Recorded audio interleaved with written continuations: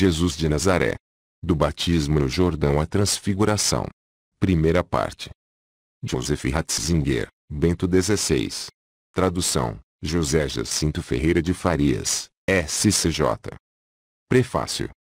Já há muito tempo que a ideia de um livro sobre Jesus, cuja primeira parte apresento aqui ao público, me acompanha. No tempo da minha juventude, nas décadas de 1930 e 1940, houve uma série de livros verdadeiramente entusiasmantes sobre Jesus: Karl Adam, Romano Guardini, Franz Michel Elon, Giovanni Papini, Jean Daniel Hopes, para apenas citar alguns nomes.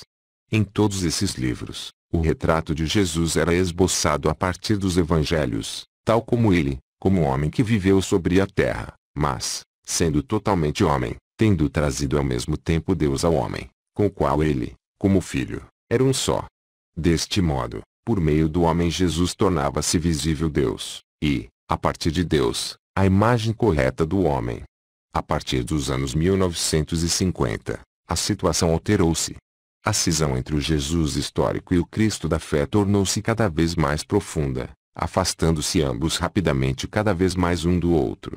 Mas o que é que pode significar a fé em Jesus Cristo, o Filho do Deus vivo, se o homem Jesus foi totalmente diferente daquele que os evangelistas representam e daquele que a Igreja, partindo dos evangelhos, anuncia?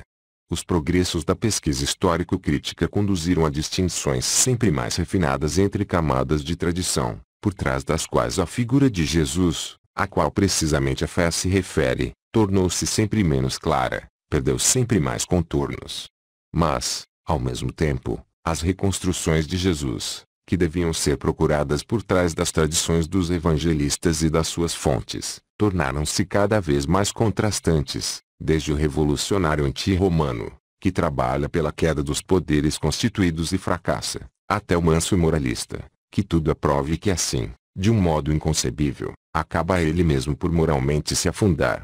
Quem lê várias destas reconstruções, umas ao lado das outras, pode rapidamente verificar que elas são muito mais fotografias dos autores e dos seus ideais do que reposição de um ícone, entretanto tornado confuso. Por isso foi crescendo a desconfiança a respeito destas imagens de Jesus, mas a sua figura foi progressivamente se afastando cada vez mais de nós. Como resultado comum de todas estas tentativas, ficou a impressão de que sabemos com segurança pouco sobre Jesus e de que a fé na sua divindade só posteriormente é que tenha formado a sua imagem. Esta impressão, entretanto, ganhou mais terreno na consciência geral da cristandade. Uma tal situação é dramática para a fé, porque se torna inseguro seu ponto de referência mais autêntico, a íntima amizade com Jesus, da qual tudo depende, ameaça cair no vazio. O exegeta católico de língua alemã, talvez o mais significativo da segunda metade do século XX, Rudolf Schnackenburg, sentiu muito intensamente de um modo clarividente, a necessidade da fé que resultou deste estado de coisas, e ante a insuficiência de todas as representações históricas de Jesus, que entretanto a exegese tinha criado, ofereceu uma última grande obra, a pessoa de Cristo no espelho dos quatro evangelhos, Herder, 1993. O livro pretende ser uma ajuda para os crentes cristãos, que se sentem inseguros por causa da pesquisa histórica, se fundamentarem na fé na pessoa de Jesus Cristo como portador da salvação e como Redentor do mundo. Página 6. No final do livro, afirma Schnackenburg, como resultado de investigações feitas ao longo de toda a vida, que, através do esforço científico com os métodos histórico-críticos, é com dificuldade de um modo deficiente que é possível alcançar uma visão autêntica da figura histórica de Jesus de Nazaré, página 348, que nós através do esforço da exegese científica, de observar tradições e de regressar ao que é credível, somos arrastados de um lado para outro numa discussão permanente e sem descanso sobre a história das tradições e das narrações, página 349. A partir das pressões dos métodos, que ele considera ao mesmo tempo obrigatórios e insuficientes, continua a persistir uma certa discordância a respeito da representação autêntica da figura de Jesus. Schnackenburg mostra-nos a imagem de Cristo dos Evangelhos, mas a vê construída a partir de diversas camadas da tradição, através das quais só de longe é que é possível se perceber o Jesus real. É pressuposta a base histórica, mas é ultrapassada pela visão da fé dos evangelhos, escreve, página 353. Embora sobre este aspecto não subsistam dúvidas, permanece, no entanto, envolta em certa obscuridade, a questão de saber se em que medida a base histórica é suficiente.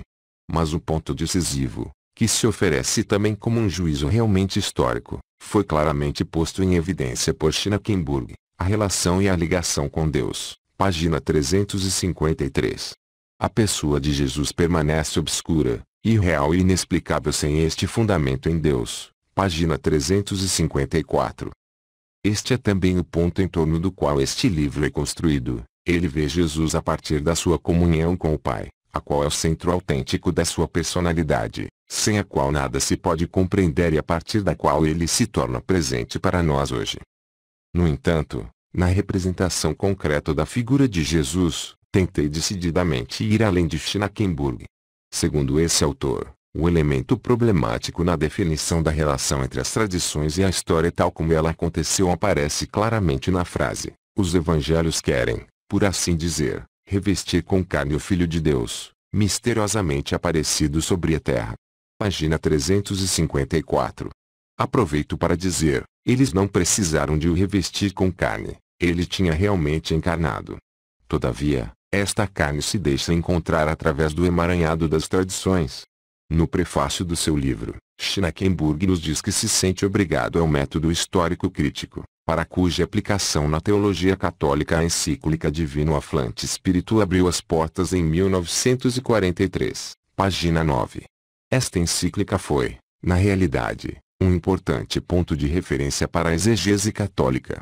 No entanto, desde então a discussão metodológica, quer no interior quer fora da Igreja Católica, afastou-se muito desse ponto, desenvolveram-se perspectivas metodológicas essencialmente novas, seja no que diz respeito ao trabalho estritamente histórico, seja no que concerne ao jogo de relações entre a teologia e o método histórico na explicação da Sagrada Escritura. Um decisivo passo para frente foi dado pela Constituição Conciliar Dei Verbum sobre a Divina Revelação.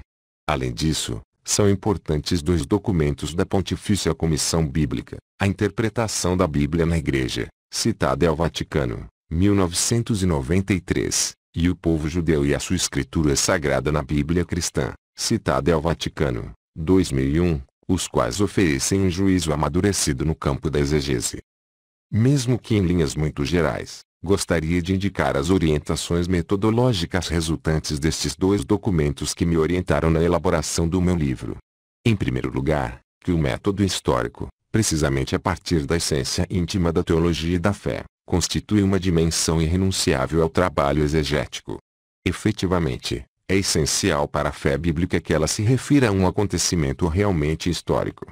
Ela não narra a história como símbolo que se situa acima de verdades históricas, mas fundamenta-se sobre a história, que tem de acontecer sobre o chão desta terra. O factum histórico não é para ela uma cifra simbólica que se possa trocar, mas sim base constitutiva, et incarnatus est. Professamos com estas palavras a nossa fé na efetiva entrada de Deus na história real. Se pusermos fora esta história, a fé cristã será como tal abolida e transformada em outra forma de religião. Então, se a história, se a facticidade entendida neste sentido pertence essencialmente à fé cristã, ela tem de se expor ao método histórico, é a própria fé que o exige. A referida Constituição Conciliar sobre a Divina Revelação diz isto muito claramente no número 12 e refere a propósito alguns elementos metodológicos concretos, que devem ser tomados em consideração na explicação da Escritura. Mais pormenorizado é o documento da Pontifícia Comissão Bíblica sobre a interpretação da Sagrada Escritura no capítulo Métodos e aproximações para a interpretação. O método histórico crítico, repetimos, permanece irrenunciável a partir da estrutura da fé cristã.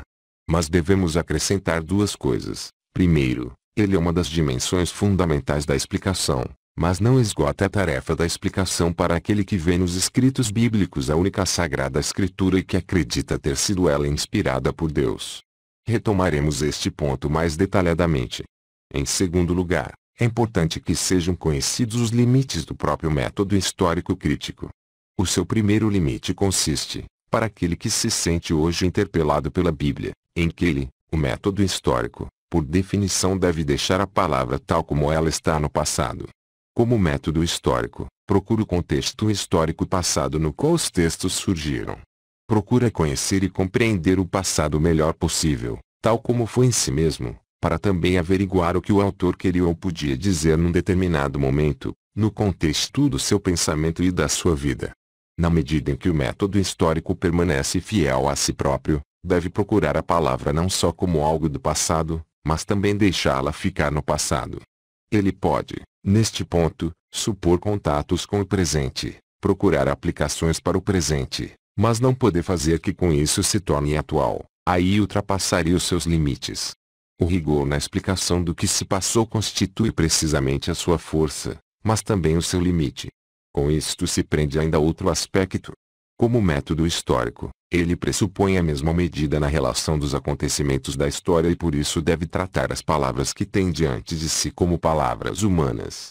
Numa reflexão cuidadosa, pode talvez pressentir a mais-valia que se esconde na palavra, uma dimensão mais elevada, por meio da palavra humana, por assim dizer, pode escutar mais além e então abrir a dinâmica de autotranscendência do método. Contudo, o seu objeto próprio é a palavra humana como humana. Finalmente, ele vê cada um dos livros da Escritura no seu ponto temporal e histórico e classifica-os depois segundo as suas fontes. Mas a unidade de todos estes escritos como Bíblia não é para ele um dado histórico imediato. Naturalmente, ele pode ver as fases de desenvolvimento das tradições e nessa medida, para lá dos livros individuais, perceber o acesso à única Escritura, mas de imediato deve necessariamente regressar à origem de cada um dos textos e assim colocá-los no seu passado, de modo que possa então completar este regresso por meio de um avanço para a unidade que os textos formam. Finalmente, deve manter-se como limite a todo o esforço pelo conhecimento do passado, que nunca deve ultrapassar o campo de hipótese, porque nunca podemos agarrar o passado e transportá-lo para o presente. Certamente que há hipóteses com elevado grau de certeza, mas em geral devemos manter-nos conscientes dos limites das nossas certezas. A história, e precisamente a exegese moderna, torna estes limites evidentes. Está assim, por um lado, indicado o sentido do método histórico crítico, e por outro, descritos também os seus limites. Juntamente com os limites tornou-se, assim espero, claro que o método, a partir da sua essência própria, remete para além de si mesmo e leva em si uma íntima abertura para métodos complementares. Na palavra do passado já se ouve a pergunta sobre a sua atualidade. Na palavra humana ecoa algo maior. Os diversos escritos remetem para o processo vivo da única Escritura, que neles acontece. Precisamente a partir desta última observação desenvolveu-se, há cerca de 30 anos na América, o projeto de exegese canônica, cuja intenção consiste em ler os textos individuais no conjunto da única Escritura, onde todos os textos particulares acedem, acresce, a uma nova luz. A Constituição do Concílio Vaticano II, sobre a revelação, já tinha evidenciado isto claramente no número 12 como um princípio fundamental da exegese teológica. Quem quiser entender a Escritura dentro do espírito no qual ela foi escrita terá de considerar o conteúdo e a unidade de toda a Escritura. O concílio acrescenta que deveria aqui tomar-se também em consideração a tradição viva de toda a Igreja e a analogia da fé, as íntimas correspondências da fé. Fixemo-nos agora na unidade da Escritura. Ela é um dado teológico, no entanto não é simplesmente colocada sobre um conjunto de escritos em si mesmo heterogêneo.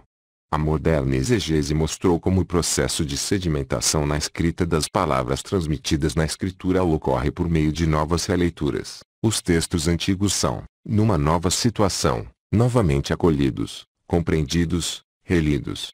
Nesta nova leitura, nesta leitura continuada, em calmas correções, aprofundamentos e ampliações, ocorre a formação da Escritura como um processo da palavra, que lentamente abre as suas interiores potencialidades, as quais estão escondidas como sementes, mas que se abrem perante o desafio de novas situações, de novas experiências e sofrimentos. Quem observa este processo, certamente não linear, muitas vezes dramático, e no entanto, progressivo, a partir de Jesus Cristo pode reconhecer uma direção no todo, que o Antigo e o Novo Testamento pertencem um ao outro. Certamente que a hermenêutica cristológica, que vê em Jesus Cristo a chave do conjunto e a partir dele aprende a compreender a Bíblia como uma unidade, pressupõe uma decisão da fé que não pode surgir de um método puramente histórico. Mas esta decisão da fé traz em si a razão histórica, e permite ver a íntima unidade da Escritura e assim também compreender, de novo, cada uma das peças do caminho, sem lhe retirar a sua originalidade histórica. Exegese canônica, ler os textos particulares da Bíblia na sua totalidade, é uma dimensão essencial de explicação, que não está em contradição com o método histórico crítico, mas que de um modo orgânico o desenvolve e lhe permite tornar-se autêntica teologia. Gostaria de evidenciar mais dois aspectos da exegese teológica. A explicação histórico-crítica do texto procura indagar o sentido preciso do início das palavras, como eram entendidas no seu espaço e no seu momento temporal. Isso é bom e importante. No entanto, independentemente da certeza apenas relativa de tais reconstruções, é importante ter presente que cada palavra humana, pelo seu próprio peso, já transporta em si mais do que aquilo de que o autor no seu momento possa ter estado imediatamente consciente. Esta mais-valia interior da palavra, que transcende o seu momento, só alcança sua validade a partir das palavras que foram amadurecidas no processo da história da fé. Aí o autor não fala simplesmente a partir de si mesmo nem para si mesmo. Ele fala a partir de uma história comum, que o transporta e na qual ao mesmo tempo estão presentes, já em surdina, as possibilidades do seu futuro, do seu mais vasto caminho. O processo das leituras continuadas e dos desenvolvimentos de palavras não teria sido possível se não estivessem presentes nas próprias palavras estas íntimas aberturas. Neste momento, podemos, por assim dizer, pressentir, mesmo historicamente, o que significa inspiração. O autor fala não como um sujeito privado, fechado em si. Ele fala no interior de uma comunidade viva, e portanto, num movimento vivo e histórico, mas no qual está em ação uma força que é o maior e que o conduz. Há dimensões da palavra às quais a antiga doutrina dos quatro sentidos da Escritura aludiu no seu núcleo de um modo inteiramente adequado. Os quatro sentidos da Escritura não são sentidos individuais que estão uns ao lado dos outros, mas precisamente dimensões de uma palavra que transcende o instante. E com isto já está recordado o segundo aspecto sobre o qual ainda queria falar. Cada um dos livros da Escritura, tal como esta como um todo, não é simples literatura. A Escritura cresceu no sujeito e, a partir do sujeito vivo, que é o povo de Deus peregrino, e vive nele. Poderia dizer-se que os livros da Escritura se referem a três sujeitos que atuam uns com os outros. Em primeiro lugar está o autor individual ou o grupo de autores, aos quais devemos um escrito. Mas estes autores não são escritores autônomos no sentido moderno, e sim pertencem ao sujeito comum do povo de Deus, a partir do qual e para o qual falam, que é assim o autêntico e mais profundo autor das Escrituras. E de novo, este povo não subsiste em si mesmo, mas sabe-se conduzido e interpelado por Deus, que no mais profundo dele fala, por meio de homens e da sua humanidade. A relação com o sujeito povo de Deus é vital para a Escritura. Por um lado, esse livro, a Escritura, é a medida que tem em Deus a sua origem e a força que dirige o povo, mas, por outro, a Escritura vive só e precisamente neste povo, que na Escritura a si mesmo se supera e assim, em última instância a partir da palavra encarnada, se torna precisamente povo de Deus. O povo de Deus, a Igreja, é o sujeito vivo da Escritura. Nela, as palavras bíblicas estão sempre presentes.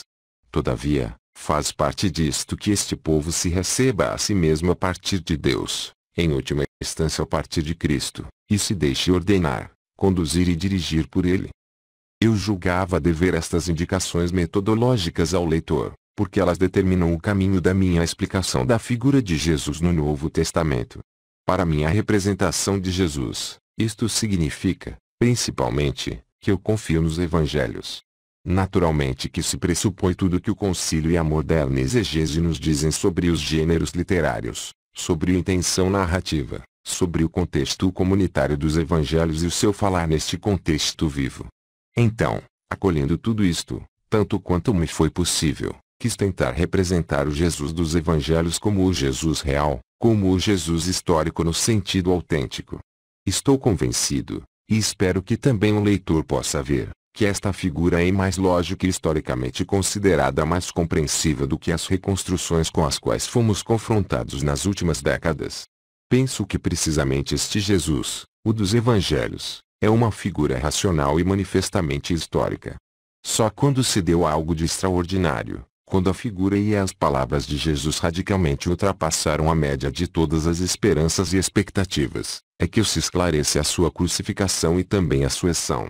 Cerca de 20 anos depois da morte de Jesus, já encontramos no grande hino cristológico da carta aos Filipenses, Filipenses 2:6-11, uma cristologia plenamente desenvolvida, na qual se proclama que Jesus era igual a Deus, mas que se desfez de si mesmo, se fez homem, se humilhou até a morte na cruz, e que agora lhe é devida a veneração cósmica, a adoração que Deus anunciou no profeta Isaías, Isaías 45:23, como devida apenas a ele. A pesquisa crítica faz a si mesma, com razão, esta pergunta: o que aconteceu nestes 20 anos desde a crucificação de Jesus? A ação de representações de comunidades anônimas, cujos portadores procura descobrir-se, não esclarece nada na realidade. Como é que grandezas coletivas desconhecidas podiam ser criativas? Convencer, e assim, se impor? Não é então, mesmo historicamente, muito mais lógico que o grandioso se encontre no princípio e que a figura de Jesus na realidade acabe com todas as categorias disponíveis e que apenas a partir do mistério de Deus se deixe entender? Todavia, acreditar que ele realmente como homem era Deus, e isso encoberto em parábolas, e que deu a conhecer de um modo sempre mais inequívoco, tudo isto ultrapassa as possibilidades do método histórico. Inversamente, quando a partir desta convicção da fé se leem estes textos como o método histórico e a sua abertura interior para algo de maior, eles se abrem e então aparece um caminho e uma figura que são dignos de fé. Também se torna claro o esforço que se manifesta em muitos níveis nos escritos do Novo Testamento pela figura de Jesus e a profunda harmonia destes escritos, apesar de todas as diferenças que se mantêm. É claro que eu, com esta visão da figura de Jesus, vou mais além daquilo que, de um modo representativo para grande parte da exegese atual, por exemplo Schnakenburg diz. Mas espero que se torne claro ao leitor que este livro não foi escrito contra a exegese moderna, mas com grande gratidão pelo muito que ela nos ofereceu e nos oferece. Ela nos abriu uma grande abundância de material e de perspectivas, que nos permitem tornar presente a figura de Jesus numa vivacidade e numa profundidade que não podíamos sequer imaginar há algumas décadas. Eu tentei simplesmente, indo mais além da básica explicação histórico-crítica, aplicar os novos conhecimentos metodológicos, que nos permitem uma interpretação da Bíblia autenticamente teológica, bem como interpelar a fé, mas sem querer nem poder abandonar a seriedade histórica. Não preciso certamente dizer que este livro não é de modo algum ato de magistério, mas unicamente expressão da minha procura pessoal do rosto do Senhor. Salmos 27:8. Por isso, cada um está livre para me contradizer. Peço apenas aos leitores um adiantamento de simpatia, sem o qual não há nenhuma compreensão. Como disse no princípio deste prefácio, durante muito tempo me ocupei interiormente com este livro. Os primeiros trabalhos neste sentido puderam ser feitos nas férias de verão de 2003. Em agosto de 2004, dei a forma final aos capítulos de 1 a 4 do livro. Depois da minha eleição para bispo de Roma, aproveitei todos os momentos livres para levar adiante o livro. Mas, por não saber quanto tempo e força ainda me serão oferecidos, decidi-me por publicar agora como primeira parte do livro os 10 primeiros capítulos, que vão do batismo no Rio Jordão à confissão de Pedro e à transfiguração.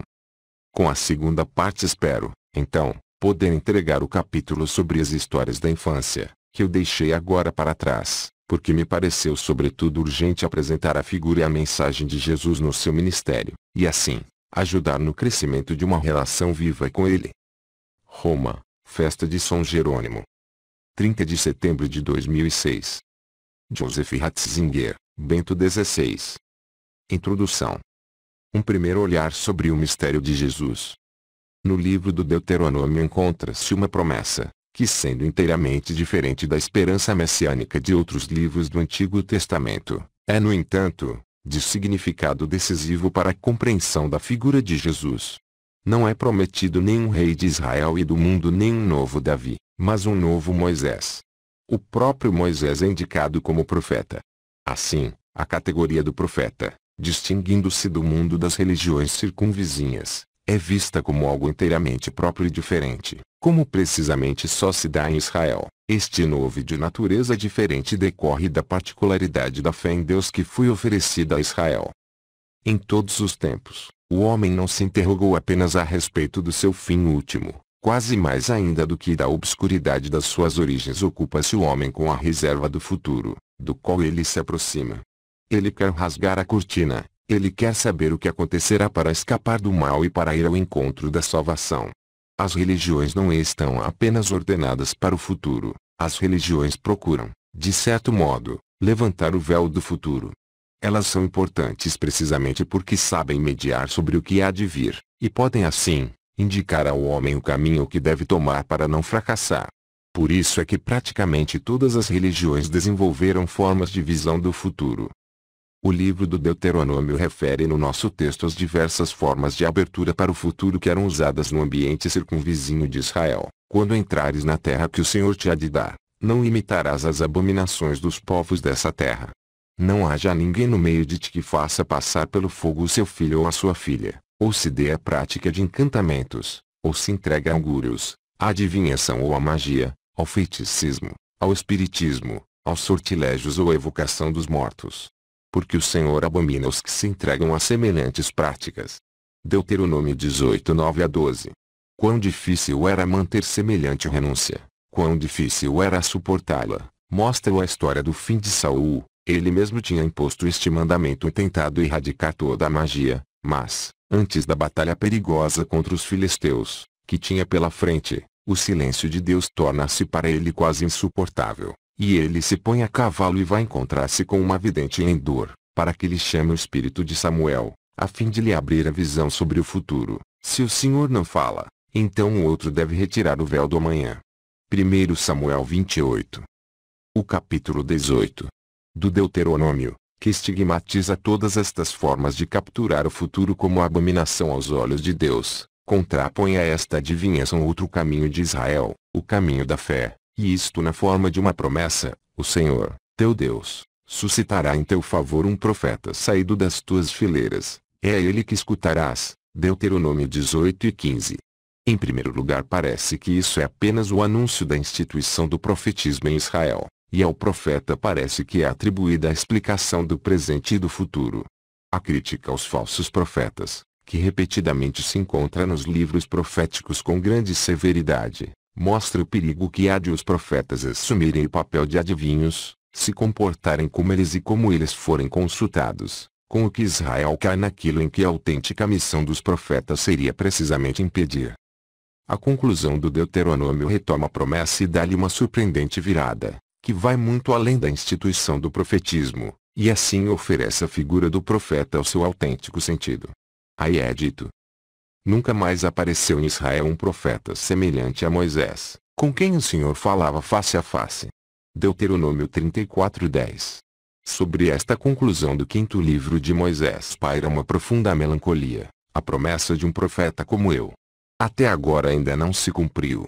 E agora se torna claro que, com aquela palavra, não era visada simplesmente a instituição do estado profético, que já existia, mas outra coisa e muito mais. O anúncio de um novo Moisés.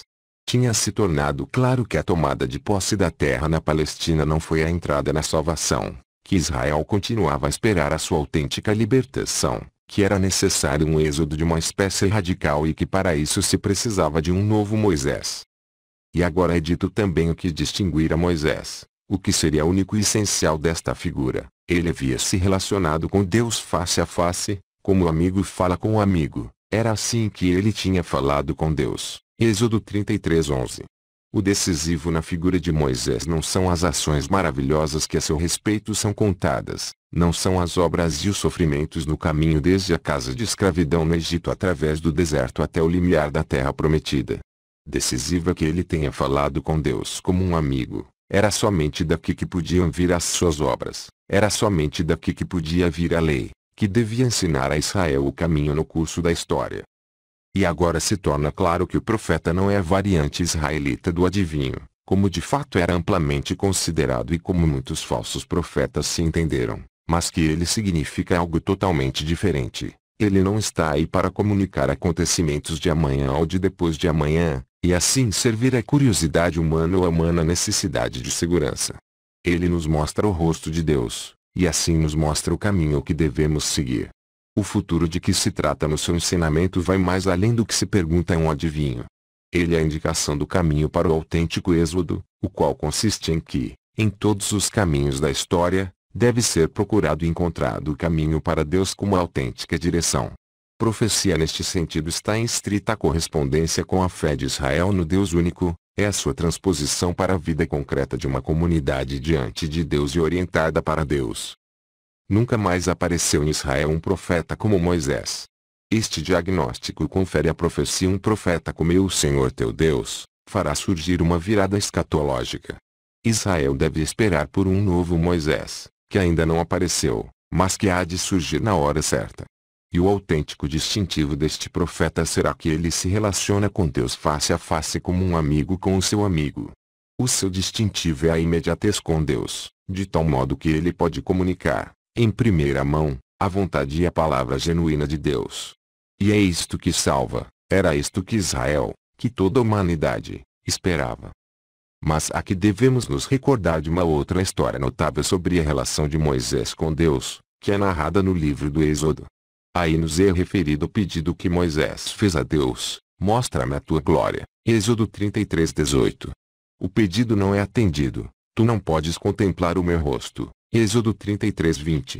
Moisés obtém um lugar próximo a Deus na concavidade de uma rocha junto da qual Deus passa com a sua glória. Deus cobre durante a sua passagem com a sua própria mão, que finalmente retira: assim tu podes ver-me de costas, pois o meu rosto não o podes ver. Êxodo 33:23. Este texto misterioso desempenha um papel essencial na história da mística cristã e judaica. A partir dele, procurou distinguir-se até onde pode ir o contato com Deus nesta vida e por onde passam os limites da visão mística. Para nossa questão é importante reter que a imediatez de Moisés com Deus, que faz dele o grande mediador da revelação, o mediador da aliança, tem os seus limites. Ele não contempla o rosto de Deus, mesmo se introduzido na nuvem da proximidade de Deus, e mesmo se pode falar com Deus como amigo. Deste modo, a promessa de um profeta como eu traz consigo, de maneira implícita, uma expectativa ainda maior, que ao último profeta, ao novo Moisés, será oferecido o que foi recusado ao primeiro Moisés: ver real e imediatamente o rosto de Deus e assim poder falar inteiramente a partir da visão, e não simplesmente a partir de um olhar Deus por trás. Assim, a expectativa está por si mesma ligada a que o novo Moisés será mediador de uma aliança superior àquela que Moisés pôde trazer do Sinai. Hebreus 9:11-24. Neste contexto devemos ler a conclusão do prólogo de São João: ninguém jamais viu a Deus, o Filho unigênito que repousa no seio do Pai é que nos deu a conhecer. João 1:18. Em Jesus cumpriu-se a promessa do novo Moisés.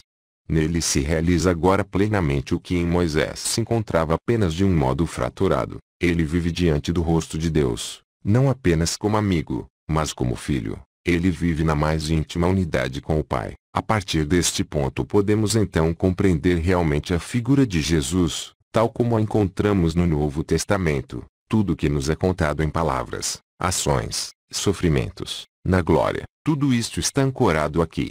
Se omitirmos este autêntico centro, passamos ao lado da figura autêntica de Jesus, então ela se torna contraditória e, em última análise, incompreensível.